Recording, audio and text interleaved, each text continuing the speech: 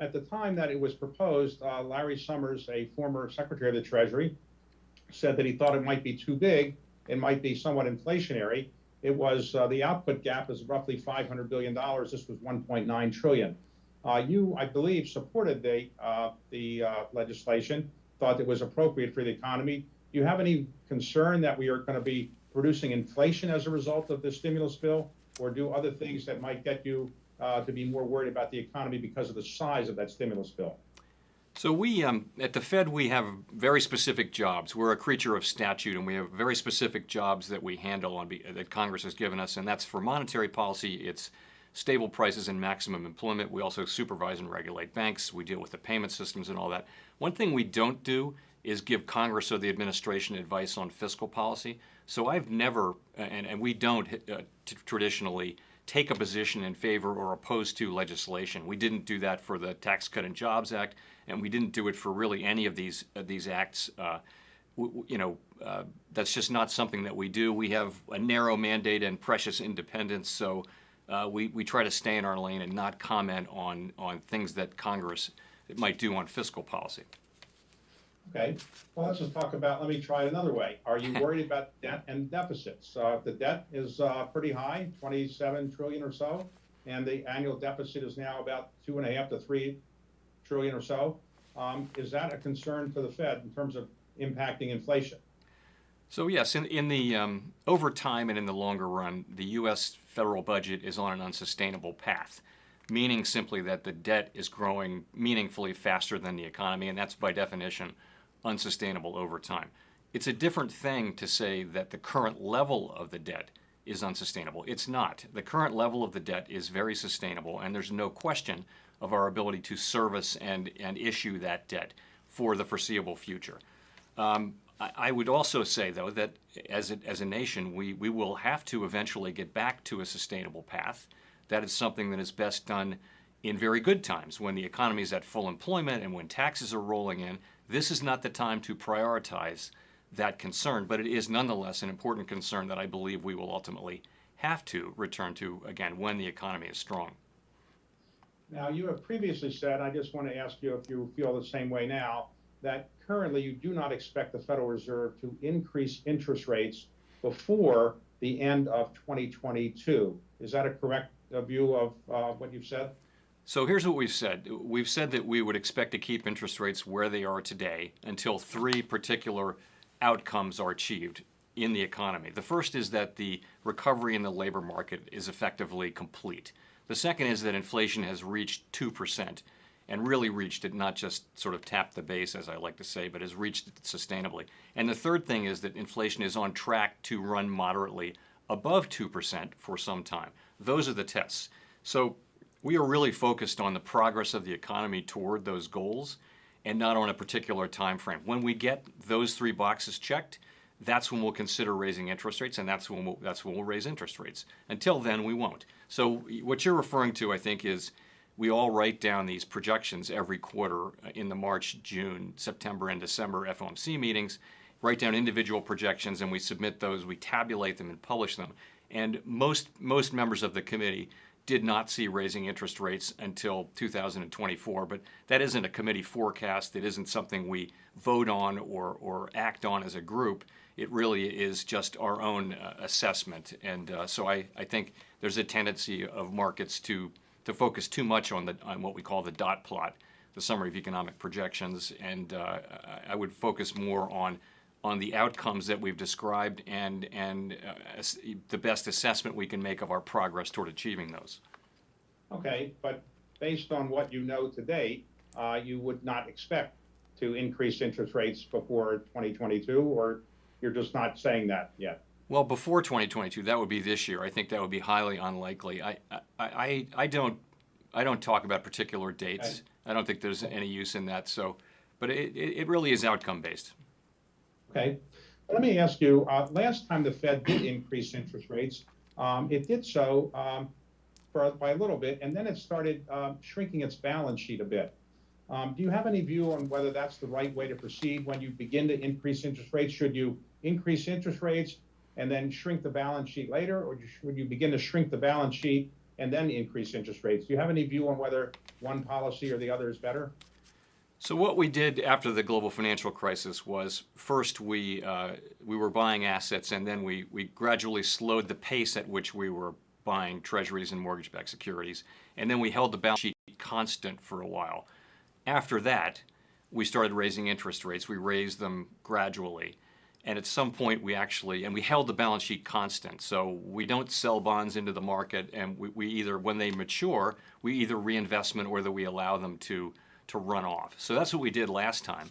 I think if you look at the sense of our guidance, it is that we will reach the time at which we will taper asset purchases when we've made substantial further progress toward our goals from last December when we announced that guidance, and that would in all likelihood be well before the time we consider raising interest rates. We haven't voted on that order, but that is the sense of the guidance, is that it would work in that way.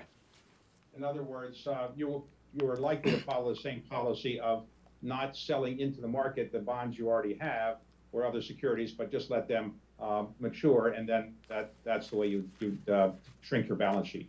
Again, right? These are questions which lie ahead of us, but essentially, though, I would say it this way: the first thing we do is we say that we will gradually reduce the pace of our purchases, and then when the purchases go to zero, the size of the balance sheet is constant, and when bonds mature, you reinvest them. Now, then another step, and we took this late in the day, the last cycle, was to allow bonds to start to run off. And we haven't decided whether to do that or not. We didn't then, and I don't think we now would ever actually sell bonds into the marketplace. Okay, let me ask you a little bit about the FOMC. People probably don't really know how it works that much, but how many members are there of the FOMC? So all 12 Reserve Bank presidents and all of the sitting governors, which is currently 6, are what we call participants in the FOMC. So it's a Federal Open Market Committee, and we meet 8 times a year. We're doing it virtually now, but I do it from this beautiful boardroom we have upstairs. So all of the governors vote at every meeting. That's the 6 of us, and then 5 of the Reserve Bank presidents vote on a rotating basis, on a 2 or 3 year cycle, depending on which district you represent. Except the New York Fed president always votes as well. So it's a little bit complicated, but the sense of it is that it's a balance between the reserve banks, which are all around the country, and the board, which is here in Washington, D.C., and is nominated by the president and confirmed by the Senate.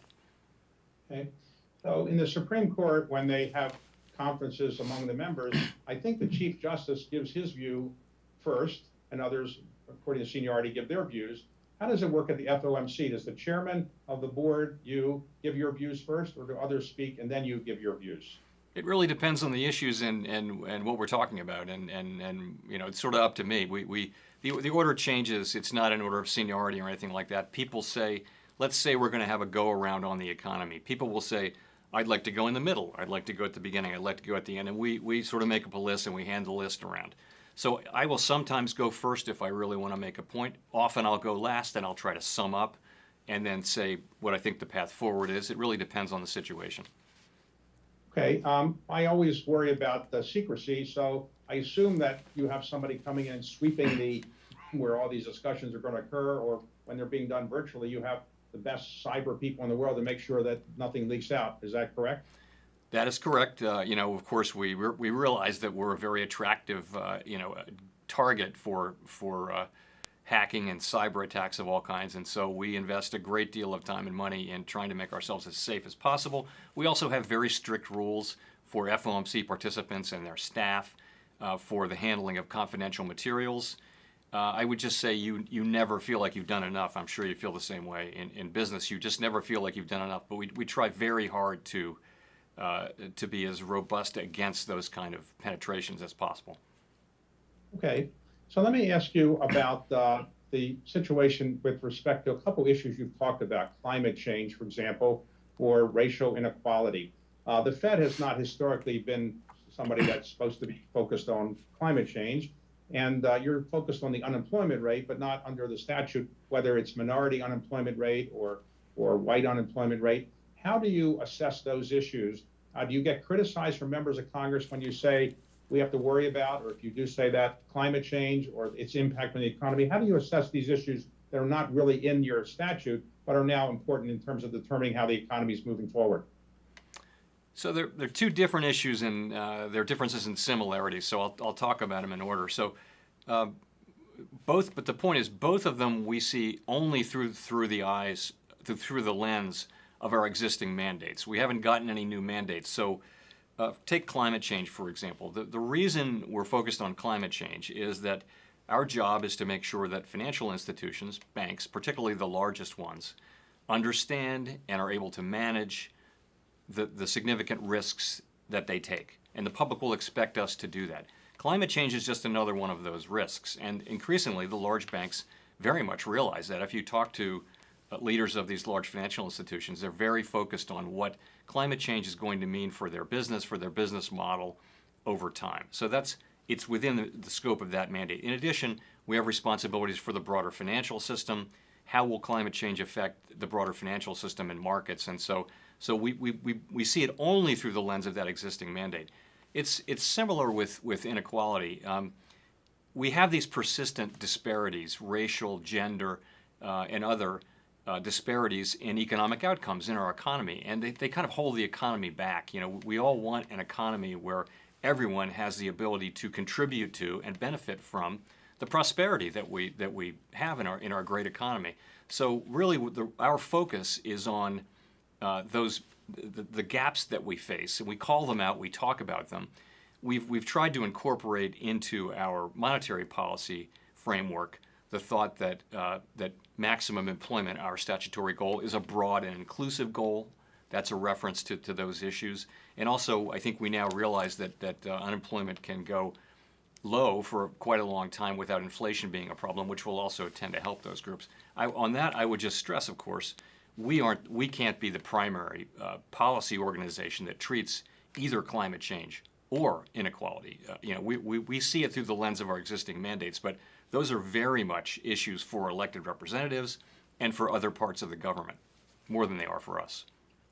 You mentioned inflation. Let me talk about that, or ask you about inflation. The Fed for quite some time has tried to get 2% inflation, but really hasn't been able to get 2% inflation in our economy. Why do you think it's been so difficult to get inflation at 2% or higher? When I worked in the government many years ago, we had double-digit inflation. I don't think we're getting that again. But why is inflation so hard to get when we have large deficits and a lot of government spending? So the economy has really changed since those days. That's when I was in college. And I think people generally attribute the quarter of a century of low inflation that we've had to a number of factors. One is globalization, one is spread of technology, another is demographics and an aging population. All of those tend to lead to lower inflation. So what we have, in fact, since the global financial crisis for the last decade, you've seen central banks around the world really struggle to reach a 2% goal, and in some cases, are fighting outright deflation. The reason that's a difficult thing is that reduces the scope of central banks to react to the economy when it turns down, which can lead to still weaker economic outcomes, lower interest rates, lower inflation. So you can get into a cycle, if you will, that's not a productive one. So we really want inflation to be at 2%. We want it to average 2% over time, and that means that we want to overshoot 2% after we've been through a period moderately and for some time after we've been below 2% for a while.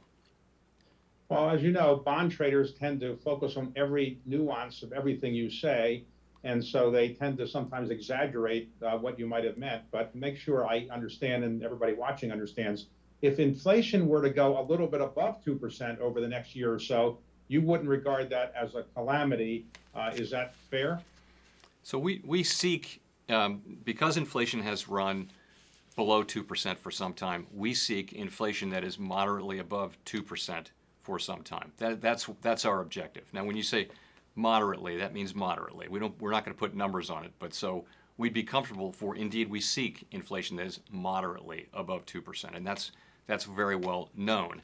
And so for quite some time, many people were saying, well, you'll never get above 2% because it has been very hard to get back to 2%. Now more of the discussion is on the other side, as you know. So you are the first person in quite some time to be the chairman of the Fed who was not a PhD in economics. I think the last one might have been, I think Paul Volcker didn't have a PhD, but he was trained as an economist. But since that time, you've had trained economists. you've been trained as a lawyer. Is that why you are able to speak in the King's English much better than the economists who've had that job? Because you tend to speak in ways that people actually can understand. Is that a conscious effort, or you just didn't learn how to speak like an economist, and therefore you're more easily understood? So I do consciously think it's very important to speak to the interested public in a way they can understand, and to avoid jargon. So every discipline has jargon, and it's a way members of that discipline speak to each other to be very precise about what they mean. But when you use it with the general public, it's just annoying, it's irritating, and it's exclusive. It feels bad. So I tried very hard to avoid using jargon. And I do think I think if you look at surveys, you've seen these. Large public and private institutions around the world are really struggling to hold the faith and support of the public. And I think for the Fed, it's terribly important that we do engage with the public proactively. We don't look at this as something we got to do. It's absolutely essential to what we do is to speak to the public and the public's elected representatives in Congress a lot, and sort of gain our democratic legitimacy through that. We need accountability. We need democratic legitimacy, and to do that, we've got to speak clearly and transparently. I've known a number of your predecessors, and I wouldn't say they relished dealing with members of Congress. It wasn't the part of the job they liked the most. But you seem to actually, don't dislike it. You talk to a lot of members of both sides. Is that a conscious effort to talk to more members of Congress than maybe some of your predecessors? And do members of Congress tell you all the time, you should be doing this or that? And how do you respond when, you're trying to be polite to them? It was very conscious, but part of it just was after the hard work done by, Ben Bernanke and Janet Yellen and everyone who was involved to get the economy back to a better place and get the Fed back to a better place. I thought there was an opportunity to really raise our engagement, and I have, and so I do spend a great deal of time. I actually enjoy it. I go into people's offices and I say I want to hear what's on your mind, and I think they really do appreciate the dialogue and all that, and I appreciate it too. I feel like I learn about them, and they tend to be very interesting people, and they're interested in what we do. So it seems to work, and I'm certainly going to keep doing it. So when I go see members of Congress from time to time, I sit in their waiting room for quite a while to get in. Do you spend more than 30 seconds in a waiting room, or that 30 seconds will be long? It happens all the time. Sometimes you go up there and they're voting, and you sit there for an hour, and they can't go, and you go back, and it's fine. That's just part of the deal. We work for them. I mean, we're a creature of Congress. Effectively, the House Financial Services Committee and the Senate Banking Committee are the statutory oversight over this agency in our government. So I take that very seriously. We take our relationships with them seriously, and we want to understand their concerns, and we work hard at that. Now, as you pointed out earlier, there are 6 members of the Federal Reserve. There's supposed to be 7. We haven't had 7 for quite a while. Do you recommend a 7th person to the president, or do you stay out of that? And how does the Fed operate without 7? It hasn't had 7 for a long time. Do you think it's okay to operate with 5 or 6?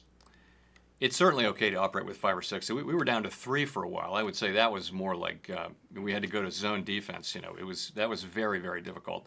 But with 5 or 6, we're fine, and with 7, we're fine. The way it works, though, is of course the president has the right of nomination, and the Senate has the right of confirmation. We have no official role to play whatsoever. As a matter of courtesy, traditionally, administrations have, after they've vetted candidates, they will, perhaps send that candidate to be a governor over to meet with the Fed chair. It's strictly in their discretion to do that or not, but they have often done that, and then the Fed chair they're not asking you to identify people. They're saying, is this person okay? And you sort of have a nice interview with them and give them your answer. So that's the way it's been traditionally, but really we have no official role, and it's completely up to the administration whether they want to do that or not. So I don't think we've ever had a case where a chairman of the Fed later became Secretary of the Treasury, and somebody who was on the Fed board later became chairman of the Fed, like you have. And so is it a little awkward to be kind of in a situation where your former, let's say, chair is now the Secretary of the Treasury, or does it make it easier because you know her so well? It's not awkward at all. So I think, I worked at Treasury and I've worked at the Fed Secretary Yellen worked in the White House on the council. She's chair of the Council of Economic Advisors, and I think both of us understand that Fed and Treasury have different authorities and different roles, but have a long history of institutionally working together for the good of the country. And so we respect each other. We respect the lines very clearly, clear lines, stay in your lane kind of thing. And I think that we'll have exactly that kind of we do have exactly that kind of a relationship. And I mean, I have no concerns about that at all. And how do you relate to the administration? Typically, chairs of the Fed will have a regular lunch with the Secretary of Treasury. Sometimes even the President of the United States will have some regular contact. How are you relating to this administration? Do you meet with the Secretary of Treasury regularly, or people on the White House staff, or the President? How are you doing that? So I think the way the sort of standard way it's happened has been this, that there's a weekly, it had been a breakfast or a lunch between the Secretary of the Treasury and the Fed chair, and it rotates back and forth into each building. That's now a phone call. And so that's what I've been doing with Secretary Yellen. In addition, there's been an irregular but roughly monthly lunch with the head of the National Economic Council, so there's a relationship there. You know, meetings with presidents and Fed chairs are very, very, very infrequent and not on any sort of a schedule. So I have not met with the president. Had you met him before he was president? You must have met him at some point in his life or your life, or you really haven't met him yet. I think I've shaken his hand, but I have not really met him and talked to him. Okay. Let's talk about what it's like to be the chairman of the Fed. You know, one day you're, you know, a private citizen, and you can go to a restaurant, you can say whatever you want, you can do, you know, anything socially. When you're on the Fed board and then you become chairman, are you constrained in who you can socialize with, what you can say at a restaurant? If people come up to you and they innocently say, "Hey, what's going on? What are you working on?" What are you supposed to say? I mean, so how is life as the chairman of the Fed? So people don't come up and say inappropriate things. That's the thing, you know. In fact, they don't come up at all. I think even people that I know are reluctant to come up, which is unfortunate because I like to talk to people. But I haven't had any situation where people have asked anything inappropriate, even sort of unknowingly. You know, but it is a different. You have security, and you know you have to be very careful about what you say in public places, and you know it's just part of this life. The things you can do are limited, and you just have to accept that for the time that you have this job. But you know, it's such a great job, and it's such an honor to do it. I really don't think about that. So if you want to talk to somebody on a cell phone, you have to have I would assume, a secure cell phone and so forth, and all of those things, right? Yes, yeah, and you know, in 24-hour security and all those things. So when you are running the Fed in a pandemic, are you doing it remotely from your home? I know you're now in the Fed building now, but have you been the last year or so mostly working from home, or have you been coming into the Fed and working from there? You know, we had a pretty significant FOMC meeting on March 15th, which I think was a Sunday, and that was the last meeting that I did from this building. That I went home after that, and since March 15th of 2020, have mostly worked from home. And although lately I find myself coming in 2, 3, 4 days a week, as a matter of fact, more than I used to. I'm not sure why that is, but that is the case. And I would tell you, it was surprising how well our business and our business model were able to adapt to doing work remotely. I think many organizations had that experience. We certainly did. So most of the Fed staff people who work at the main building of the Fed, are they coming in now more frequently, or are they still working from home? Almost everyone just about everyone works from home exclusively, or you know, from wherever they are exclusively. Some people live elsewhere now, or they're calling in from a home someplace that isn't the one they have in the Washington area. You're coming in more frequently because your wife is saying, finally, it's time to get out of the house and go to the office more. Is there some of that, or there may be some of that involved? There may be some of that involved. Absolutely. So how do you coordinate with the heads of the central banks in Europe and other countries that are important? Obviously, it's remote now, but do you find that you can still communicate with them what they're doing, and do you communicate as well what you're doing remotely? You know, it's a very, very important part of the job, more important than I had really understood, I think, before I started doing it. And we need to know each other. The heads of the major central banks need to know each other pretty well and meet regularly and talk. And so that's what we do in Basel, Switzerland. 6 times a year we go to Basel, and we have 2.5 days of meetings, and there's no press or anything like that. So that's what we do. Of course, we haven't done that since January of 2020. So we're doing it by telephone, and I really highly value those interactions, and I know my international colleagues do too. So we're doing it on the telephone now, and by the secure equivalent of a Zoom call. It's fine. That's what we'll keep doing for as long as we have to do it that way. I'd say it's better to be in that tower in Basel, having lunch with people, seeing people in the hall, going for walks, and there's just more time to really meet privately and talk than there is on the telephone. But I stay in touch with a good number of my international colleagues, and again, I place a high value on it. I think that is a good thing to do. The Fed director for the area of that housing, I guess, includes Wyoming, often holds an event, I guess it's in August or July, where the major finance people come together in Jackson Hole. And that's, again, July or August. Is that going to happen this year in person, or you think it's remote again?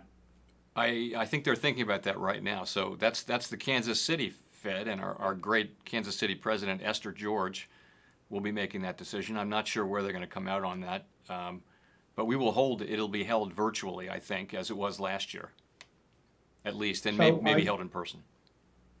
I think you said recently the biggest problem that you're worried about now is cyber attacks and so forth. Can you elaborate a little bit more why you are so worried about it, and how does the Fed protect itself? I assume you are subject to lots of people wanting to know what's going on in cyber attacks. I assume you've got great ways to prevent that, but could you give us, without telling secrets you can't tell, some of the things that you were worried about in terms of cyber and how you protect your information? Sure. The question I was answering was really, will we see a rerun of the global financial crisis with the banks failing and all that? And, we spent 10 years, literally 10 years, strengthening the banks with much higher capital. I can't stress how much higher levels of liquidity, much better risk management, severely adverse annual stress tests. And I have to say that the banks held up to what was a pretty significant real-time stress test over the course of 2020. So that isn't the main concern I would worry about it. And it really is some kind of a cyber attack. So we have a great game plan now for banks making bad loans and housing bubbles and things like that. We've got that game plan. We've got a really strong financial system and capital markets. Cyber is just it's the new frontier, and that's not a new insight. We spend a great deal of time and money, making sure that we are resilient, making sure that the banks, they spend a lot of time and money. All of these institutions are, constantly under cyber attack. And, there's within the government, tremendous resources, very, very capable resources that we work with. I wouldn't want to go much into it. And historically, we've run these exercises sometimes, scenario analysis, where we run an exercise and see how it happens. We imagine that X happened, and then we get together in a group. So we'll keep doing that, I'm sure. But as I said before, it's one of those things where you never feel like you've done enough. Hey, let's talk about Fintech. Since you first got into the financial world, the Fintech revolution has really changed banking and financial services. How does the Fed regulate some of these new Fintech companies that are really not subject under the traditional rules to your regulation? Are you worried about your inability to kind of control some of these companies that might have an enormous impact on the economy? Yeah, I would say it this way. First of all, innovation is a positive thing. It brings with it many potential benefits: greater financial inclusion, more efficiency, greater options. Technology can do terrific things. In the financial area, the key thing is that equal activities, the same activities should be regulated the same way, no matter where it is, what kind of business it's in. That's one thing. Another is it needs to be regulated in a way that gives consumers and users of that service the protections that they need. And so they have to understand what the risks are, what they're doing, and that sort of thing. So I think with the growth of the non-bank financial players, we have some work to do to understand and deal with those challenges. In the meantime, we have the legal authority that we have over banks, really, also over some of the payment utilities, and we'll use that. But we don't have authority over many other companies that are now very much engaged in payments business and dealing with the public. And I think Congress is looking at the question of whether there's enough there, whether the sort of regulation and supervision that they need is really there. Related to that would be cryptocurrencies, which is not quite fintech. Maybe some people might say it is, but cryptocurrencies have blossomed, mushroomed, depending on your observation of the size of it. It's hard to know exactly how big it is. Are you worried about the impact of cryptocurrencies in terms of the impact on the economy and the ability of people to use these things for nefarious purposes? So a couple things. We think of them more as crypto assets because what people call cryptocurrencies, they're really vehicles for speculation. No one is using them for payments, for example, like the dollar. What they're using them for is to speculate. It's a little bit like gold. For thousands of years, human beings have given gold this special value that it doesn't have from an industrial standpoint, but nonetheless, for thousands of years, they've done that. So Bitcoin is much more like that, and the cryptocurrencies are much more like that. They're not really being actively used as payments. Let me ask you about your own balance sheet. I didn't really follow up before. What is the size of the Fed's balance sheet at this point? It's between $7.5 and $8 trillion total. That's it. I want to say 7.7, 7.8, something like that. It's big. And so is that the highest it's ever been? Yes. Yeah, it is. And under President Trump, a legislation was passed giving you more authority to, in effect, buy securities, buy bonds. Have you used all that authority, or has it been taken away? And do you need any more authority to do anything you want to do? So what you're talking about is the CARES Act. We still have CARES Act really gave us funding, which we needed, backstop funding to absorb any losses. We have the same authorities we've always had, but these are emergency authorities with a very high standard required for using them. It has to be unusual and exigent circumstances. Actually, what that means is it's an emergency and regular way credit intermediation has just stopped. And so that was the case for corporations and for states and municipalities, and we stepped in. We still have that authority. We wouldn't have been able to do the things that we did without Congress providing monetary backstop, fiscal backstops to absorb the losses, because we thought we were going to make trillions of dollars worth of loans. The truth is we didn't, because when we announced the facilities, the private capital markets started working again. That's what happened. Effectively, our facilities became a backstop, and pretty much right away, corporate bond markets and the municipal bond markets began to work ultimately very well. So we actually didn't have to make very many loans. So let me ask you about the Volcker rule. One of your predecessors, Paul Volcker, when he retired, later was upset after the 2008 crisis about banks doing proprietary trading and private equity investing. And so what was a simple concept became a very elaborate, I think, 300 or 400-page regulation. In your view, is the Volcker rule working the way Paul Volcker wanted it, or the way that you're happy with it? And has it been an administrative burden for the Fed to oversee this? So it's the law of the land, and our job is not to question that, but to implement it. So we've implemented the first try at the Volcker rule in, I think, 2013.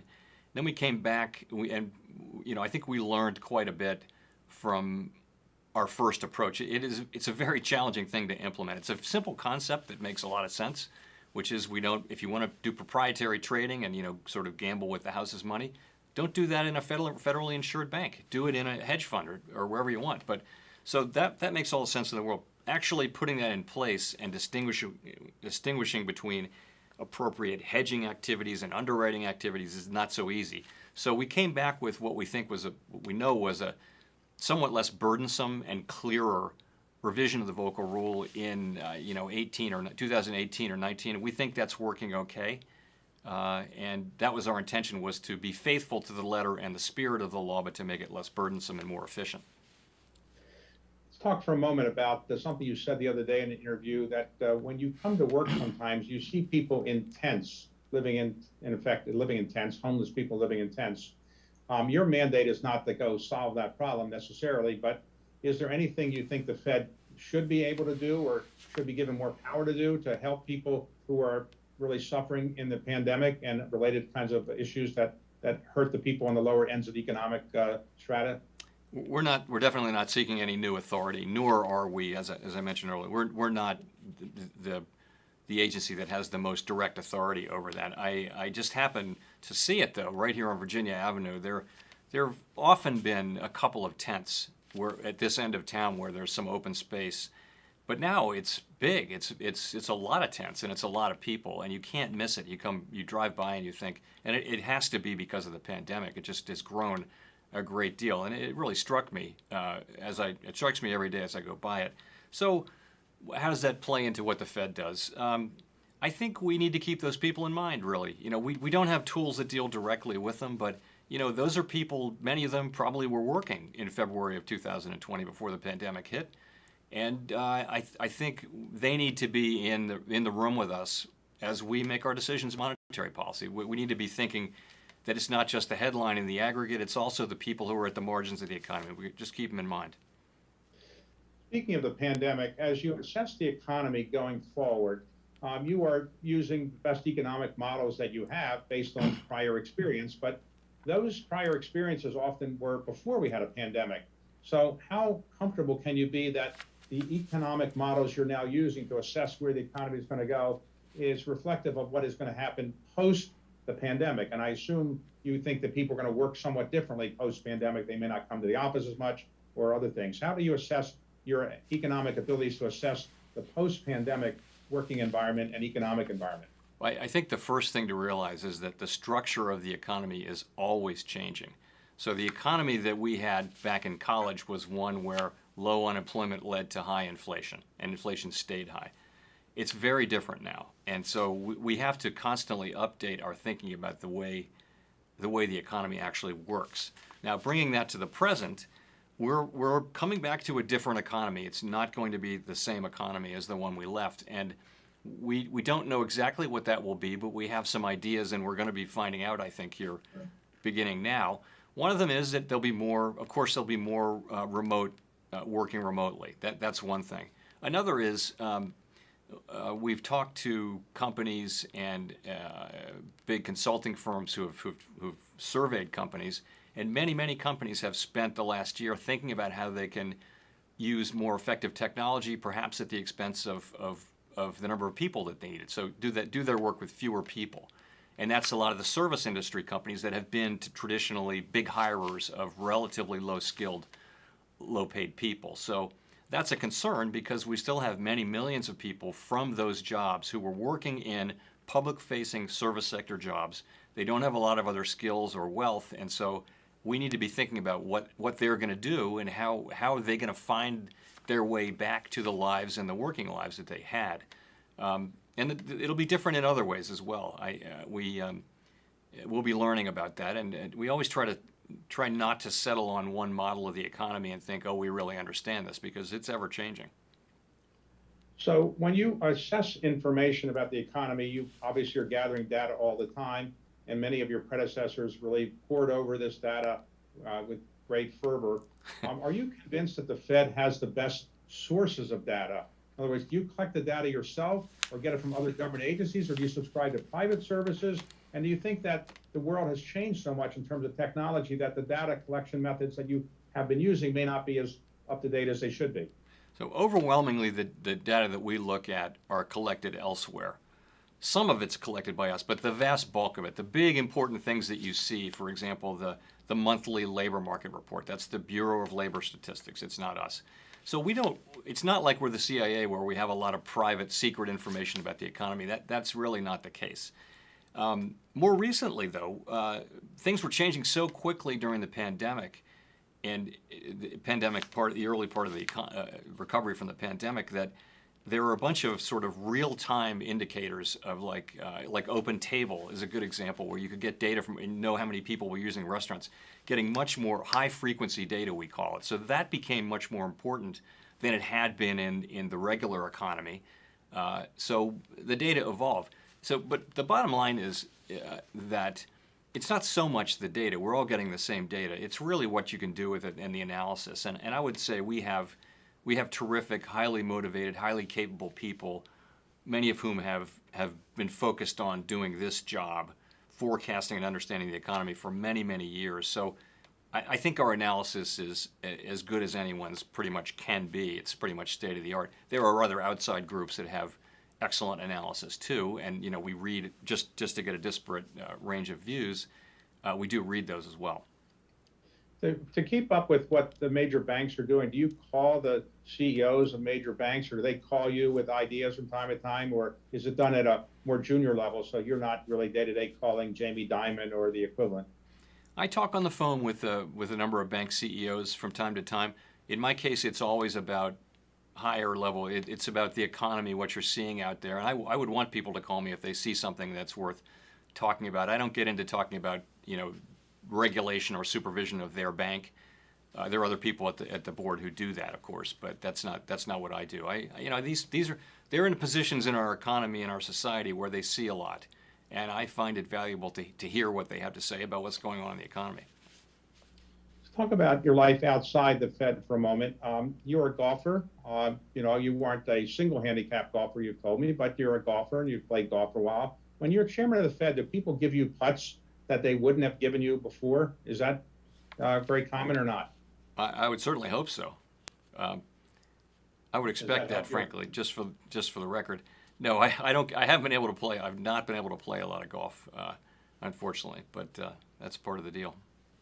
And you are a bike rider, a cyclist.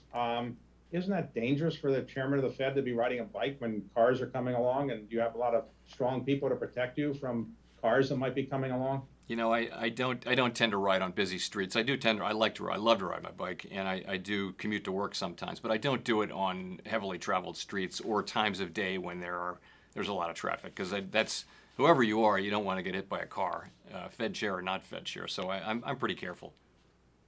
And the most constraining part of your life now is it's just very difficult, leaving the pandemic aside, to really have conversations with people in the way you did before you were chairman of the Fed. You can't, talk to people about what you're working on at work so much. So what do you talk about, and how do you maintain your friendships?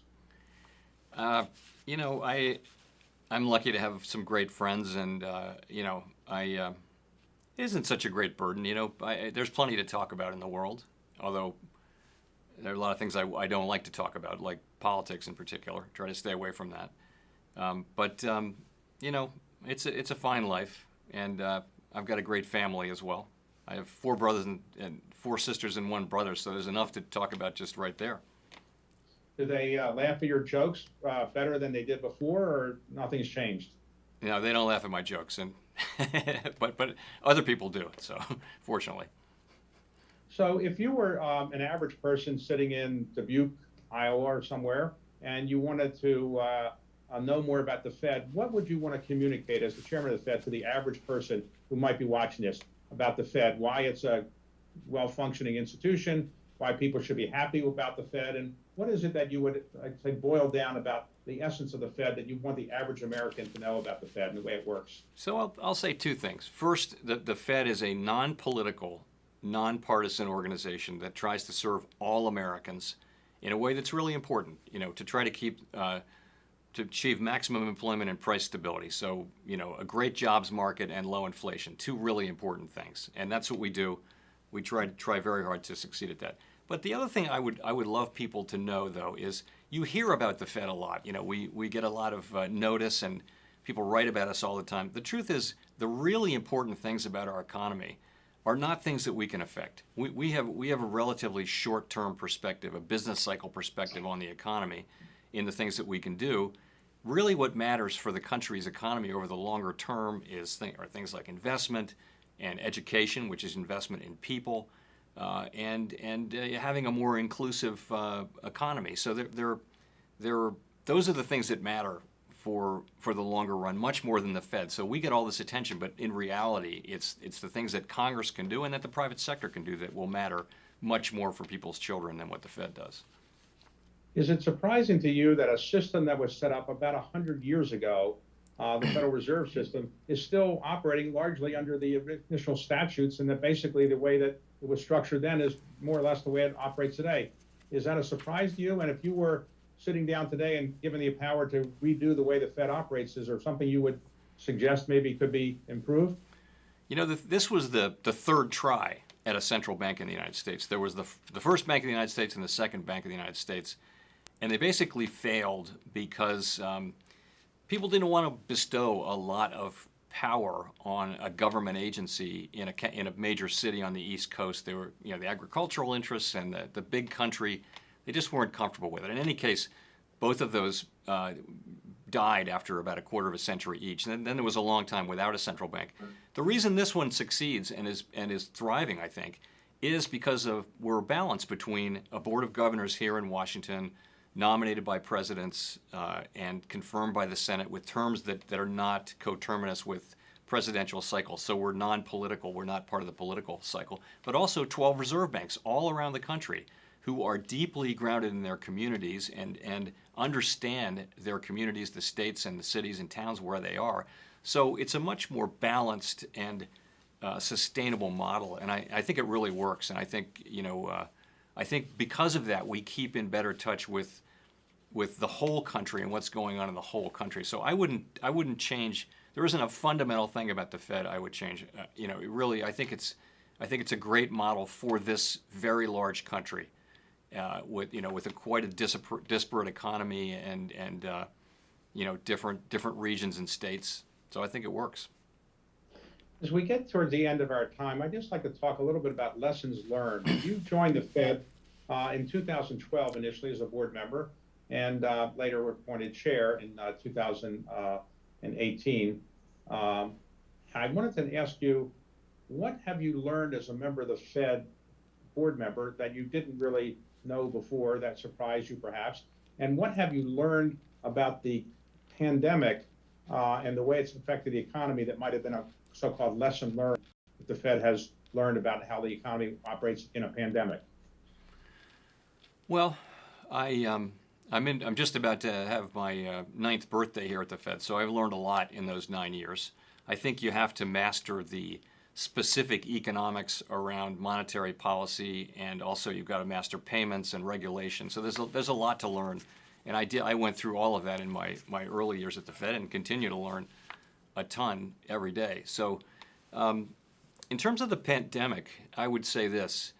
The first and most important thing about the pandemic was healthcare policy, which starts with the things that we did to shut down the economy, that not we, but that the government did and that the private sector did to get the pandemic under control, and then to get people to socially distance, and then ultimately vaccines. All of that was and is more important than anything we can do. The second most important thing was fiscal policy. This was a situation where 30 million households are suddenly without an income, and Congress had to replace that. That isn't a matter for monetary policy. It works by stimulating aggregate demand by lowering interest rates. That wasn't that would become important later, but that was not what was needed. It was fiscal policy. Fiscal policy came in and made the difference in this cycle. Then us, we were third, and I think we had 3 goals from the beginning. The first of which was just a stabilize thing, which I think we seemed to stabilize markets after what we did on March 23rd of last year, and also to provide some comfort and then support the economy when the expansion began, and then over the long run try to avoid longer run damage to people's working lives and to smaller businesses going out of business and things like that. So those were the things we tried to achieve. Clearly, we've learned a lot about the way pandemics work, and we hope to know more about that going forward, because we hope to have no more pandemics. So if somebody is watching and says, I really admire Jay Powell, he's working hard for the country and so forth, I'd like to be chairman of the Fed someday. What do you think are the skill sets that somebody should have to be a good chairman of the Fed? Should they be trained as a lawyer, get a PhD in economics, maybe do investing work? What do you think is a really good background to be chairman of the Fed? Like members of Congress, like other reporters? What is it you think that really good skill set would make a good chairman of the Fed for a future chairman of the Fed, let's say? Interesting. So I think if you look around the current membership of the Federal Open Market Committee, we have a pretty disparate group of people. There are people who were attorneys, people who worked in the financial markets. We have a good number of macroeconomists and non-macroeconomists. We've had people who were microeconomists too over time. So I think any background, I think you can do this job with any of those backgrounds. I think it really helped me to spend almost 6 years here as a governor before I became chair. So I did almost every job here under Chairman Bernanke and Chair Yellen. So I knew a lot about the operations of the Fed. I knew the people. So I think all of those things came together to make me comfortable in wanting to do this job in the first place. So for those people who are wondering, how does one get to do an interview with the chairman of the Federal Reserve Board? Well, I have interviewed Chairman Powell before, but most recently it was a matter of coincidence, and I'll just end with that. You can comment on it. I had to go in early to see my dentist, and the only other person early that day coming in to see the same dentist was Chairman Powell. Of course, I knew when he was there that I wouldn't be getting my teeth cleaned as quickly as he would because he'd be ahead of me, so that's okay, no problem. I understand Washington. But had we not met at that dentist, we might not have gotten this interview. So I want to thank you for using the same dentist that I'm using, who's a very good dentist, and thank you for agreeing to let this interview go forward. And I appreciate your hard work and your public service. And Jay, thanks very much for doing this. David, thanks very much. Always a pleasure. Great to see you. See you at the dentist. Okay. Bye. Bye-bye.